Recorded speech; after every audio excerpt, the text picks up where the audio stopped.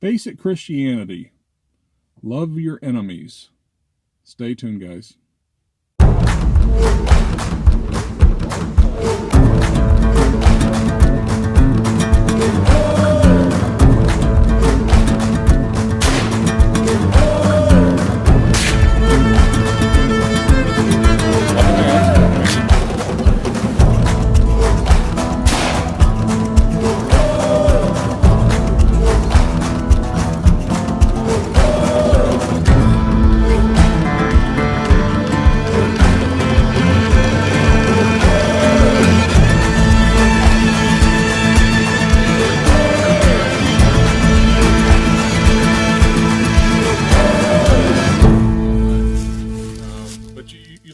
All right, basic Christianity. Love your enemies. And we're going to get right into it here. And we are in Matthew chapter 5. And we're going to start at verse 43 and go through 48. And this is, Jesus is teaching disciples. He says, "You have heard it was said, love your neighbor and hate your enemy. But I tell you, love your enemies and pray for those who persecute you, that you may be sons of your Father in heaven. He causes his sun to rise on the evil and the good. He sends rain on the righteous and the unrighteous. If you love those who love you, what reward will you get? Are not even the tax collectors doing that? And if you greet only your brothers, what are you doing more than others? Do not even pagans do that? Be perfect, therefore, as your heavenly Father is perfect." All right, so love your neighbors, love everyone, including loving your enemies, right? And that is a tough one.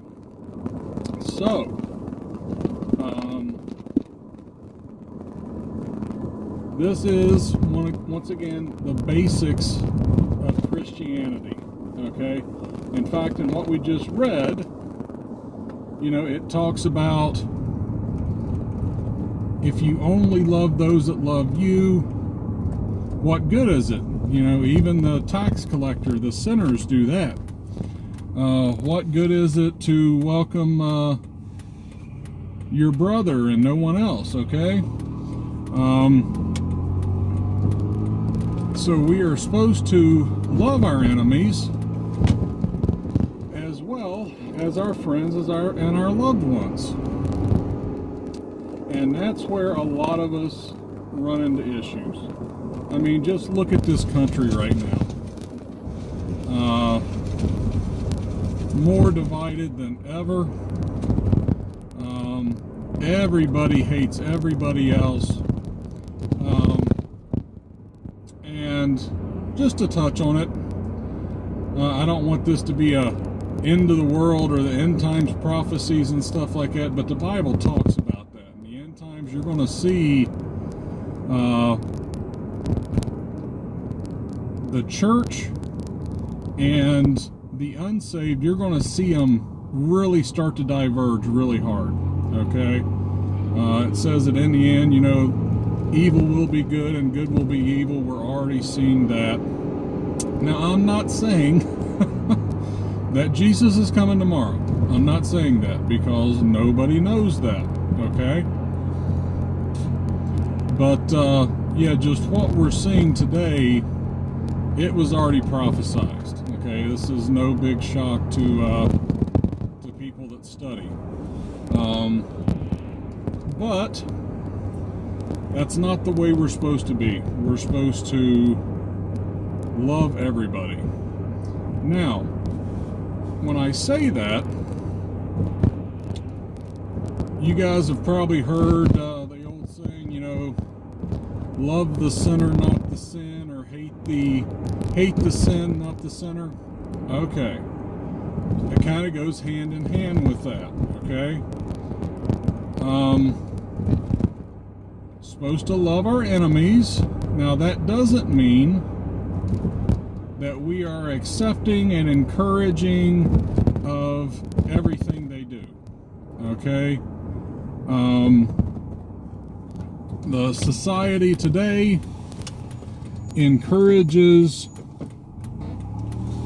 unmarried couples to live together. Well, you got to live together to make sure you want to spend the rest of your life together, right?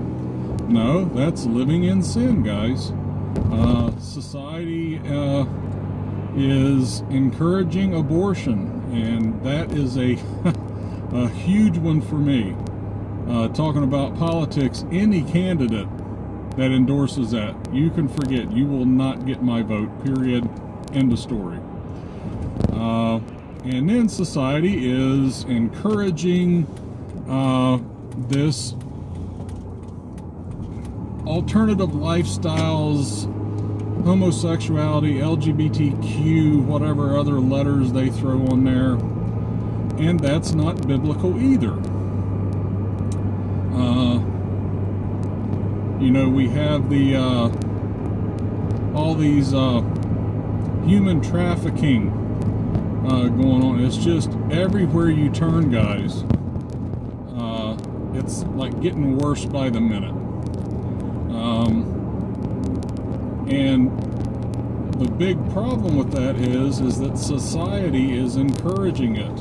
And if you don't agree, then you're a bigot, then you're this, then you're that. Wrong is wrong and right is right. You're not going to get away from that.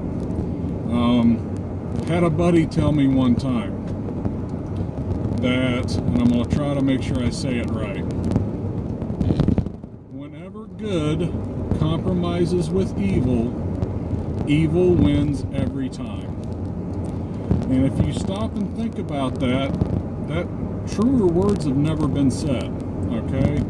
And that is part of the problem that we're in today, is that good has compromised so much over the years, okay? Abortion's bad, you know, abortion's evil, we can't do it. And, you know, well, okay, how about if you know, women that have had, you know, been raped or something like that, how about if we do that? And the other side's like, all right, I can understand that, we'll do that compromise.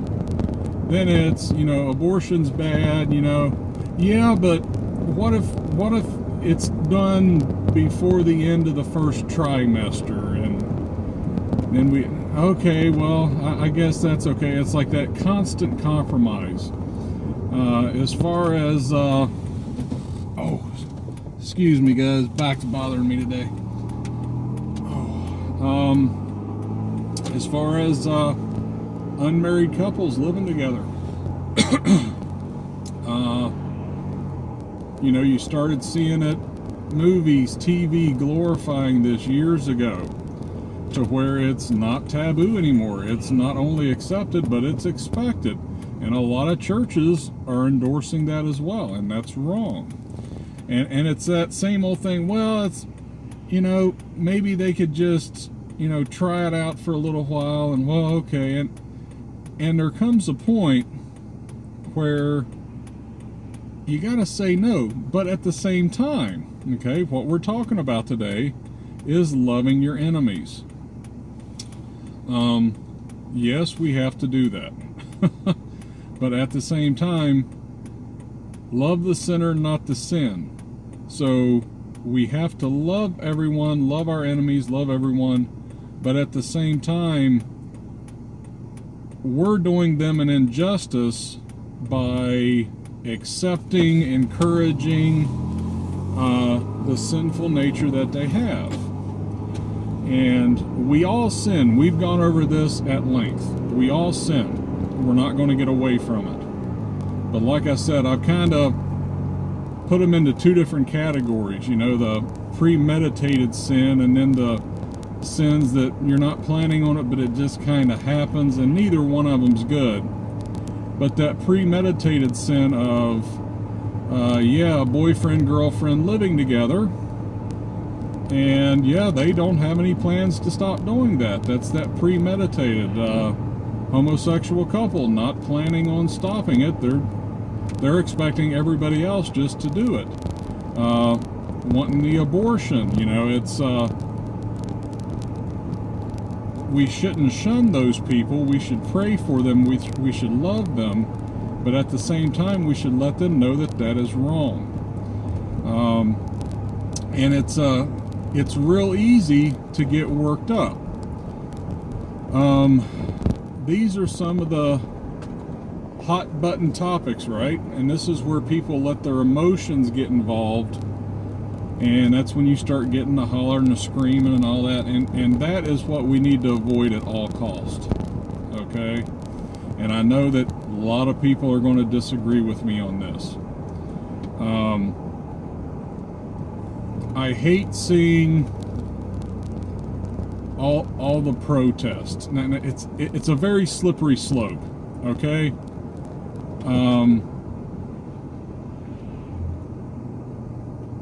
There's a difference. I've seen protests. Let's talk about abortion, okay? Because that seems to be one that we can key in on. I've seen the protests that the people, they're not hollering and screaming, and they're genuinely trying to talk to people about this and why this is wrong. But then you've seen the other end of it, to where it's just holler and scream and calling everybody every name in the book. And that does not look good for Christians. Okay, we have to remember that we are an ambassador of Christ. Okay, we are an ambassador of the church, and that the world is looking at us through a microscope, waiting on us to screw up. Okay, we have to keep that in mind. And we are all, we're all ambassadors. Wow, if I can talk. Oh man, sorry. We are all ambassadors of whatever it is we believe in, whatever it is we like to do. If you like to hunt, you're an ambassador of hunting. If you,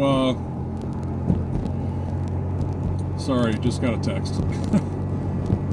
If you're conservative, I'm a conservative, you are a ambassador of the conservatives.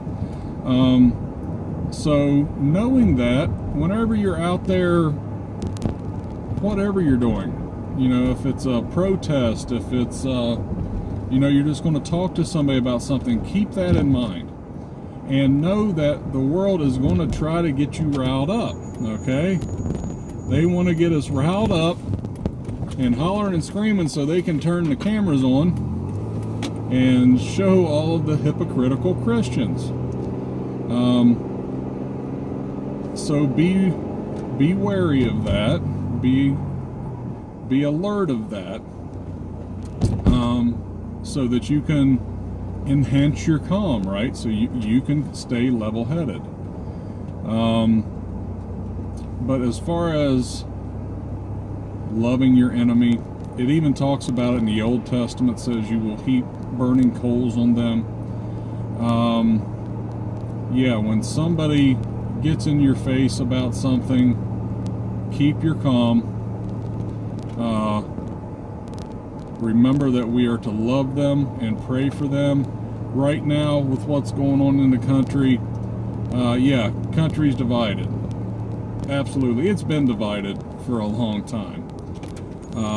But media is just fueling the fire of division like crazy, guys.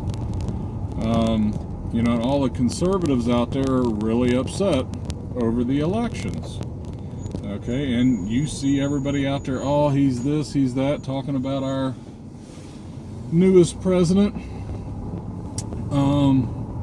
And we have to remember that we even have to pray for him.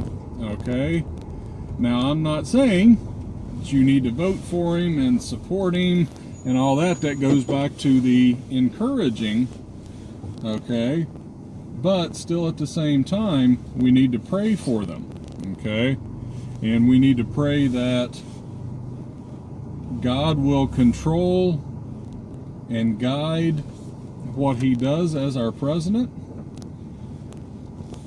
Sorry guys, backing up. So that God can guide him, and also for the rest of our elected officials as well. You know, it's like we can't just curse everybody. we need to pray for them. And it's pretty much at basic. It's really hard to do though, and this is basic Christianity. Unfortunately, a lot of us have gotten away from that. I watch different YouTubers, you know, man, I'm looking big. What? Different content creators. And one second they'll say they're a Christian, and the next second they're using some language, you know, using some innuendos, whatever you want to call them, that they shouldn't be using. Not to get down on anybody, but just to kind of stop and think about what you're doing, what you're saying, and how the rest of the world is going to do that. You know, it's like you can't say, you know, well, I'm a Christian, but this guy is a this and that and blah, blah, blah. It's like, dude, no, you're just, you need to calm down.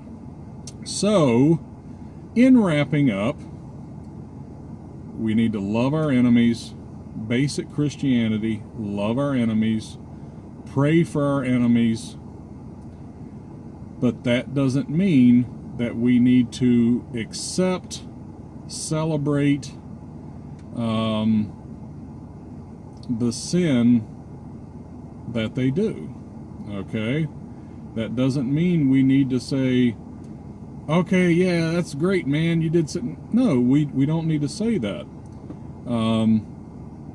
We need to come to them lovingly and explain why this is wrong, why this is right.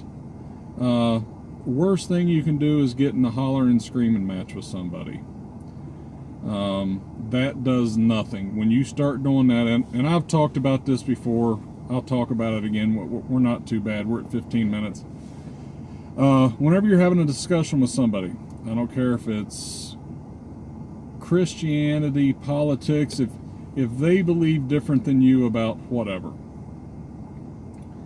as soon as you start hollering and screaming, dude, they're putting up a wall. They're not even hearing what you're saying.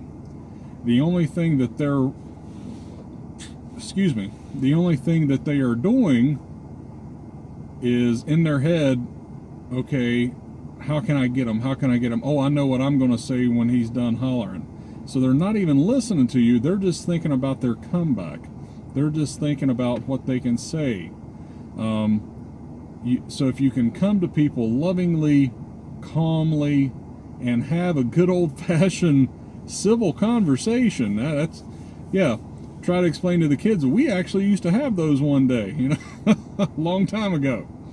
But have a civil conversation, civil debate, and not get all riled up and start hollering and screaming. So everybody, yes, love your enemies, pray for the enemies, and keep the faith, man.